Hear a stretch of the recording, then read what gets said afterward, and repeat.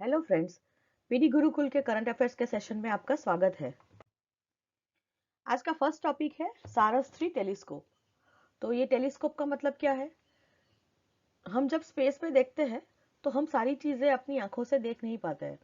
तो ये दूर दूर की स्पेस की जो भी चीजें हैं वो देखने में जो भी इंस्ट्रूमेंट हमारी मदद करेगा उसे हम टेलीस्कोप कहेंगे। ठीक है, तो ऐसा ही एक टेलीस्कोप है इंडिया का जिसका नाम है सारस 3। अब क्या है और क्यों न्यूज में है देख लेते हैं। तो सारस 3 टेलीस्कोप ने कुछ डेटा प्रोवाइड किया है हमें, कुछ ऑब्जर्वेशन उसने किए थे। उसका जो डेटा है उसके एनालिसिस करने पे हमें हमारे यूनिवर्स में जो फर्स्ट स्टार्स और गैलेक्सीज प्रोड्यूस हुई थी, कि जब वो बने थे पहले स्टार्स और गैलेक्सीज, तो उस वक्त की कुछ डिटेल इसने प्रोवाइड की है और उनके बारे में जानने में हमें हेल्पफुल हुई है ये डिटेल्स। तो सारस 3 टेलीस्कोप के बारे में जान लेते हैं। तो सारस 3 जो है वो एक रेडियो टेलीस्कोप है। टेलीस्कोप है मतलब कि वो दूर की चीजें देखेगा, लेकिन ये जो टेलीस्कोप है ये चीजें ये रेडियो वेव को डिटेक्ट करेगा। जैसे कि हम अगर अपनी आंखों से कुछ देख रहे हैं, मतलब कि वो विजिबल लाइट रेंज में हम देख रहे हैं, तो ये जो लाइट वेव में देखेगा तो वो नॉर्मल टेलीस्कोप हुआ, लाइट टेलीस्कोप उसे कह सकते हैं। लेकिन ये रेडियो वेव्स को देखेगा। तो हमारा जो इलेक्ट्रोमैग्नेटिक स्पेक्ट्रम है उसमें कई तरह के वेव्स है, जैसे कि यूवी रेज है, ठीक है, विजिबल रेज है जिसे हम लाइट वेव्स कहते हैं, तो ये लाइट वेव्स है, गामा रेज है, एक्स रेज है, देन रेडियो वेव्स है। तो ऐसे जो भी वेव्स जो है, ऐसे वेव्स जिसकी ये जो वेवलेंथ है वो बहुत बड़ी है। जैसे कि लाइट वेव है तो उसके इस तरह की वेवलेंथ होगी, छोटे छोटे, लेकिन इसकी जो वेवलेंथ है वो काफी बड़ी होगी और उसकी वजह से ये काफी दूर तक जा सकते हैं। तो ये जो रेडियो वेव्स है उसका यूज हम लोग कम्युनिकेशन में करते हैं, क्योंकि ये दूर दूर तक फैल सकते हैं। तो ऐसे रेडियो वेव्स जो है उसको जो इंस्ट्रूमेंट डिटेक्ट करेंगे उसे रेडियो टेलीस्कोप कहेंगे। अभी ये जो सारस 3 रेडियो टेलीस्कोप है ये इंडिया की रमन रिसर्च इंस्टीट्यूट ने इंडिजिनसली उसे डिजाइन और डेवलप किया है। इंडिजिनसली का मतलब है कि इंडिया के अंदर, कोई भी फॉरेन कंट्री की हेल्प यहाँ पे नहीं ली गई है। तो सारस 3 एक रेडियो टेलीस्कोप है जिसको रमन रिसर्च इंस्टीट्यूट ने इंडिजिनसली डिजाइन और डेवलप किया है। अब ये रमन रिसर्च इंस्टीट्यूट क्या है? तो ये एक ऑटोनोमस रिसर्च इंस्टीट्यूट है जो कि बेंगलोर में आई हुई है। रिसर्च करने के लिए ये एक इंस्टीट्यूट है और ये ऑटोनोमस है, मतलब कि उसके सारे डिसीजंस वो खुद ले सकती है। इस तरह की एक इंस्टीट्यूशन है ये। और इसे किसने फाउंड किया था? तो हमारे जो नोबेल विजेता है सर सीवी रामन, उन्होंने 1948 में ये इंस्टीट्यूट को एस्टेब्लिश किया था। यहाँ से याद रखना है कि सारस 3 क्या है। तो सारस 3 एक रेडियो टेलीस्कोप है जिसको रमन रिसर्च इंस्टीट्यूट ने इंडिजिनसली डिजाइन एंड डेवलप किया है। आरआरआई जो है ये एक ऑटोनोमस रिसर्च इंस्टीट्यूट है जो कि बेंगलोर बेस्ड है। और सीवी रामन जी जो हमारे नोबेल विजेता है, उन्होंने 1948 में ये इंस्टीट्यूट को एस्टेब्लिश किया था और ये इंस्टीट्यूट काफी सारे एरियाज में रिसर्च करती है। अभी ये सारस 3 के बारे में देख लेते हैं कि सारस 3 जो है ये कर्नाटका में 2 लेक्स है, ठीक है। उसके अंदर इसको 2022 में एस्टेब्लिश किया गया था, डिप्लॉय किया गया था। तो लेक के नाम है दंडीगनहल्ली लेक एंड सारावती बैकवाटर्स। तो ये जो 2 लेक है, ये 2 लेक में कि जो कर्नाटका में आए हुए हैं उसमें 2020 में 2020 में सारस 3 रेडियो टेलीस्कोप को इंस्टॉल किया गया था। अभी यहाँ पे रेडियो टेलीस्कोप्स के बारे में बताया है कि ये क्या है। तो ये एस्ट्रोनॉमिकल इंस्ट्रूमेंट्स है, मतलब कि स्पेस स्टडी करने में हमें हेल्प करते हैं, जिसमें कि रेडियो रिसीवर और कुछ एंटेना सिस्टम होती है। इनकी वजह से ये रेडियो फ्रीक्वेंसी रेडिएशन जो भी होगा उन्हें डिटेक्ट कर पाते हैं। ऐसे रेडियो फ्रीक्वेंसी रेडिएशन की जो एक्स्ट्रा टेरेस्ट्रियल सोर्सेज, मतलब कि अर्थ के बाहर के सोर्सेज से अगर एमिट होता है तो उन्हें ये रेडियो टेलीस्कोप डिटेक्ट कर सकते हैं। और इनका कहाँ यूज होता है? तो कोई भी जैसे स्टार्स है, गैलेक्सी है, ब्लैक होल है, या तो दूसरे कुछ एस्ट्रोनॉमिकल ऑब्जेक्ट्स है, स्पेस में आए हुए कुछ ऑब्जेक्ट्स है इनके अलावा कुछ, तो उसमें से अगर नेचुरली कोई भी ऐसी रेडियो लाइट, मतलब कि रेडियो वेव्स अगर प्रोड्यूस हो रहे हैं तो उन्हें स्टडी करते हैं ऐसे रेडियो टेलीस्कोप्स। तो यहाँ से याद रखिएगा कि सारस 3 कहाँ पे इंस्टॉल किया था? तो कर्नाटका के 2 lakes Dandiganahalli lake and Sharavathi backwaters में 2020 में इसे इंस्टॉल किया गया था। और रेडियो टेलीस्कोप में कुछ रेडियो रिसीवर्स और एंटेना सिस्टम्स होती है जिसकी वजह से ये रेडियो फ्रीक्वेंसी रेडिएशन जो है, मतलब कि रेडियो वेव्स है, उसे डिटेक्ट कर सकते हैं। और ये स्टार, गैलेक्सी, ब्लैक होल और दूसरे कुछ एस्ट्रोनॉमिकल ऑब्जेक्ट से जो भी नेचुरली रेडियो लाइट एमिट होती है उसे डिटेक्ट करने में या तो स्टडी करने में हमें हेल्प करते हैं। इस तरह के कुछ दिखते हैं। ये सारस-3 जो है, ये सारस-3 का फोटो है। ये लेक है, ये लेक के अंदर उसे इंस्टॉल किया गया है। अभी हम देखते हैं कि ये सारस-3 टेलीस्कोप है, उसकी नई डिस्कवरी, मतलब उसने क्या किया है। तो सारस-3 टेलीस्कोप से कुछ डेटा हमें मिला है, ठीक है। उसने जो भी ऑब्जर्वेशन किए होंगे, जो भी वेव्स कैप्चर किए हैं, उसको एनालिसिस करके जो डेटा हमें मिला है, उससे ये कॉस्मिक डॉन, ठीक है, कि जो बिग बैंग के 200 मिलियन ईयर्स के बाद में कुछ ऐसी प्रोसेसेस हुई थी कि जब ये गैलेक्सीज और स्टार्स फॉर्म होना चालू हुए थे। तो ये जो पीरियड है उसे कॉस्मिक डॉन कहते हैं। हम देखते हैं ये क्या है। तो ये बिग बैंग जो हुआ था, तो यहाँ पे बिग बैंग हुआ, उसके बाद में काफी सालों तक धीरे धीरे करके एटम्स बने, एटम से फिर मतलब पहले हाइड्रोजन और लिथियम के न्यूक्लियाई बने, फिर एटम्स बने, ऐसा करते करते ये जो पीरियड है, यहाँ पे फर्स्ट गैलेक्सीज और स्टार्स प्रोड्यूस होना चालू हुए। तो ये जो है कुछ 200 मिलियन ईयर्स के बाद में हुआ था। तो ये जो पीरियड है इसे हम कॉस्मिक डॉन कहेंगे। और इस टाइम पे जो फर्स्ट स्टार्स और गैलेक्सीज है, ठीक है, कि जिसके हम रेडियो वेव्स डिटेक्ट कर सकते हैं, इसीलिए इसे रेडियो ल्यूमिनस गैलेक्सी कहते हैं।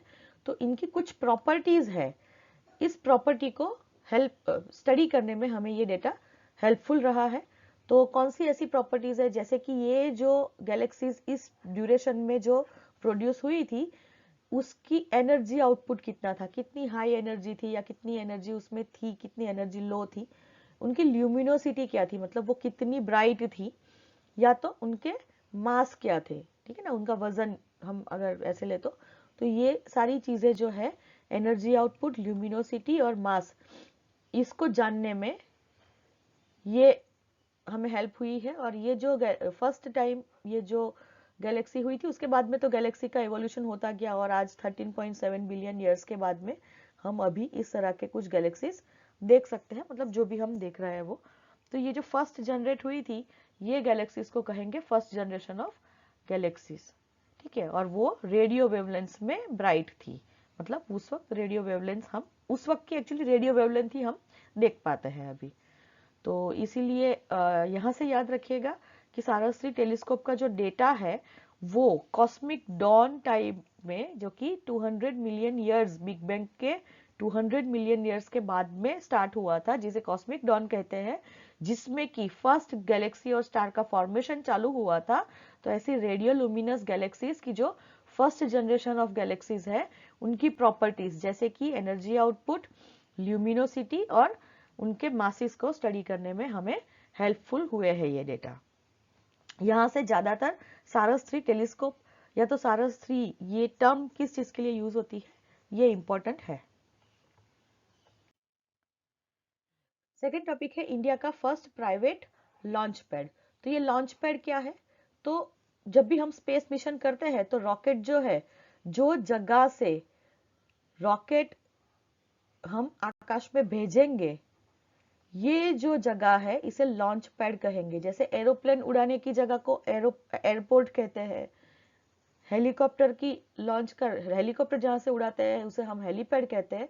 वैसे रॉकेट जहां से उड़ेगा, जहां से वो स्पेस में लॉन्च किया जाएगा, उसे हम लॉन्च पैड कहेंगे। अभी तक हमें पता है कि ऐसे जो लॉन्च पैड है वो इसरो के हैं और इसरो उसे ऑपरेट करता है, ठीक है। और अभी तक ऐसे भी था, कुछ साल पहले की बात है, कि सारी के सारी चीजें स्पेस मिशन इंडिया में जितने होते थे वो सारे इसरो कंडक्ट करता था। लेकिन अभी गवर्नमेंट ऑफ इंडिया ने कुछ प्राइवेटाइजेशन ऑफ स्पेस स्टार्ट किया है, जिसमें कि कुछ प्राइवेट कंपनीज है जिनको परमिशन दी है कि वो सैटेलाइट बनाए, वो लॉन्च व्हीकल्स बनाए जैसे कि रॉकेट्स, वो बनाए, और लॉन्च पैड बनाने के लिए भी परमिशन दी गई है। तो ऐसी एक प्राइवेट कंपनी ने ये लॉन्च पैड को बनाया है, जो कि इंडिया का फर्स्ट है।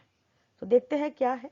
तो श्रीहरिकोटा में ये लॉन्च पैड बनाया गया है और ये इंडिया का फर्स्ट एवर लॉन्च पैड है कि जो प्राइवेट लॉन्च व्हीकल को लॉन्च करेगा एंड प्राइवेटली ऑपरेटेड है, मतलब कि प्राइवेट कंपनी इसे ऑपरेट करेगी। कौन सी कंपनी है?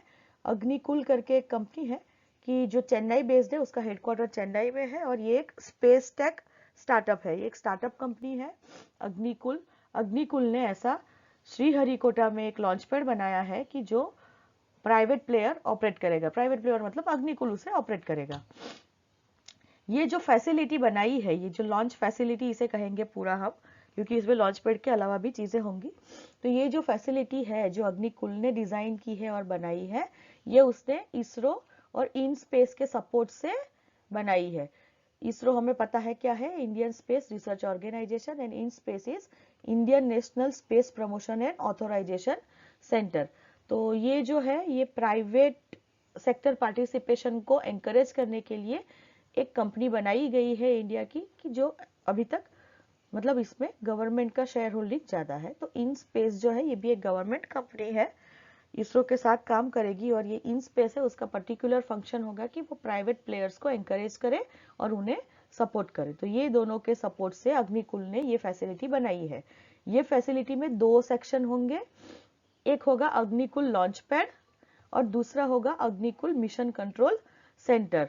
लॉन्च पैड तो बना दिया है, तो ये लॉन्च करने के लिए जो भी रिक्वायरमेंट्स है उसको सपोर्ट करने के लिए जो बैक डेटा है, एक सपोर्ट सेंटर होना चाहिए, एक कंट्रोल सेंटर रहेगा। तो ये कंट्रोल सेंटर भी अग्निकुल ने बनाया है।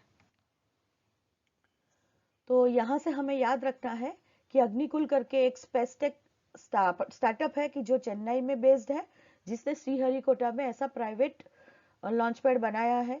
ये लॉन्च पैड इसरो और इनस्पेस के सपोर्ट से बनाया गया है, और अग्निकुल लॉन्च पैड और अग्निकुल मिशन कंट्रोल सेंटर, ऐसे दो सेक्शन इसमें रहेंगे। अभी अग्निकुल का एक तो हुआ अग्निकुल लॉन्च पैड, ये एक इनिशिएटिव है। अभी दूसरे इनिशिएटिव्स क्या है?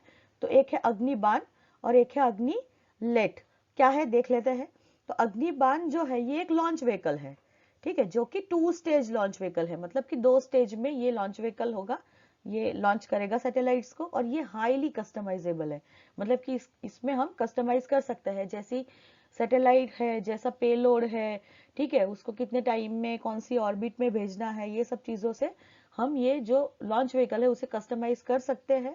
और इसकी कैपेसिटी है कि ये 100 किलोग्राम के पेलोड, मतलब 100 किलोग्राम की सैटेलाइट्स अगर होंगी तो उसे 700 किलोमीटर तक की लो अर्थ ऑर्बिट में ये लॉन्च कर पाएगा। और यहाँ पे प्लग एंड प्ले कॉन्फ़िगरेशन होगा, मतलब कि इसे कस्टमाइज किया जाएगा, जैसी जरूरत वैसे आप प्लग करो, जैसे आप बताओगे उस तरह से ये प्ले होगा, ठीक है। जैसे हम plug and play devices use करते हैं, इसी तरह से ये भी ऐसे होगा कि जैसी हम कॉन्फ़िगरेशन इसे कर सकते हैं, ठीक है। इनबिल्ट इस पे कुछ फीचर्स होंगे जिसमें ये कॉन्फ़िगरेशन होगा, उसकी स्पीड, उसका फ्यूल, ठीक है, उसके स्टेजेस, ये सब कस्टमाइज हम कर सकते हैं। तो अग्निबाण याद रखिएगा कि ये लॉन्च व्हीकल है कि जो अग्निकुल कंपनी ने बनाया है।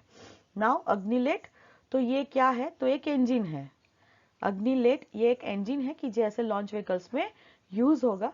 तो ये इंजन जो है वो वर्ल्ड का first single piece 3D printed engine है, मतलब कि ये इंजन बनाने में 3D प्रिंटिंग टेक्नोलॉजी का यूज किया गया है, और एक ही पीस में ये पूरा इंजन, एक ही बार में ये 3D प्रिंटिंग का यूज करके ये इंजन बनाया गया है, और वर्ल्ड का ऐसा फर्स्ट इंजन है कि जिसको 3D प्रिंटिंग की टेक्नोलॉजी के मदद से बनाया गया हो।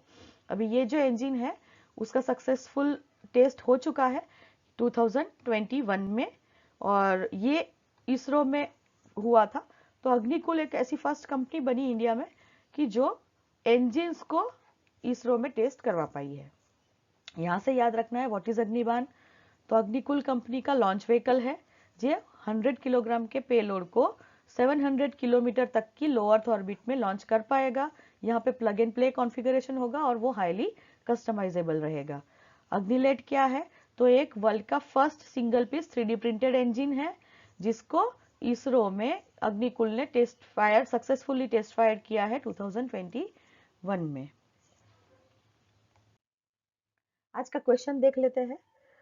Question is Saras 3 recently seen in the news refers to a sonar used for high-end sea navigation, B India's deep ocean research vessel, C A radio telescope trying to discover radio wave signals from cosmic dawn. D. A specially designed speaker to catch cosmic sounds.